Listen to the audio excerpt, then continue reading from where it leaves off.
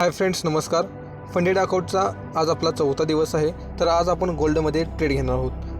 गोल्डमध्ये trade घेण्याचं reason म्हणजे ह्या इथे मार्केटने फ्लॅग पॅटर्न बनवला आहे व याचा मार्केटने 15 मिनिटावर ब्रेकआउट दिलेला आहे.